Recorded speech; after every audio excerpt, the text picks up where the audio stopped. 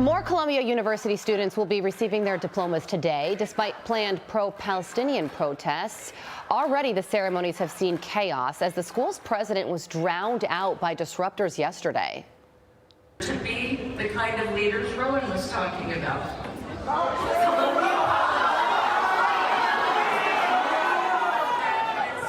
Curious, determined, and open-minded.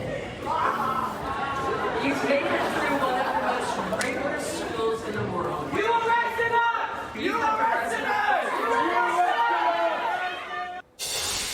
Columbia student Jessica Schwalb took that video that you just saw, and she joins me now. Jessica, good morning to you. So we saw a small portion of your video. What happened in full? Yeah, so I was sitting towards the back of the audience, and I remember when Dean Surratt introduced Acting President Claire Shipman. Almost immediately, she was booed.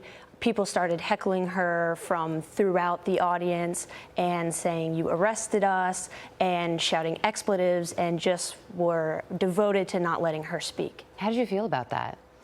I thought that it was very disrespectful, and a crowd should not be allowed to unilaterally decide what speech is allowed to be heard.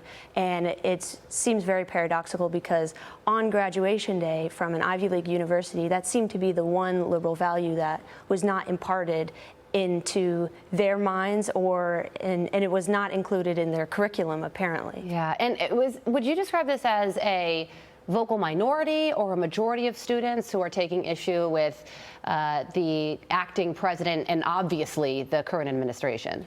Yeah, so I think in the anti-Israel protests, those who are actually actively participating in them may be a more of a minority of the overall student body. However, yesterday, what I heard and what I saw at graduation, there were people who were in keffiyehs and also not in keffiyehs who were very adamant about shouting her down. Wow. Well, you know, the Trump administration, President Trump, is trying to reshape higher education to get back to education, get rid of DEI, obviously get rid of anti-Semitism. Do you think it will be successful in the long run? I think that when the Trump administration started withholding federal funding from Columbia University, you started seeing punishments come down more strongly and student conduct policy actually being enforced, like with the Hamilton Hall arrestees.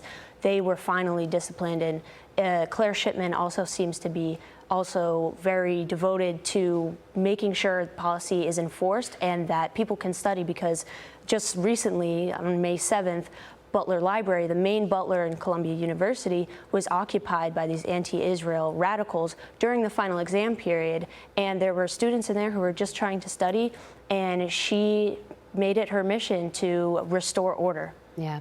Well, you said that you were sitting in the back, towards the back of that crowd of people, which means that you just graduated, so congratulations to you. Thank you. Just really quickly, what was your overall experience like at Columbia?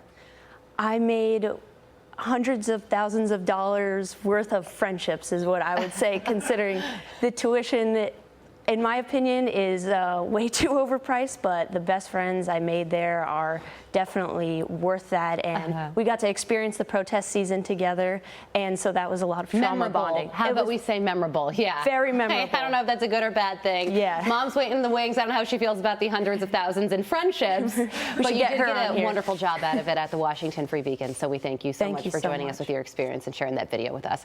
Jessica, thank you. I'm Steve Ducey. I'm Brian Kilmeade. And I'm Ainsley Earhart. And click here to subscribe to the Fox News YouTube page to catch our hottest interviews and most compelling analysis.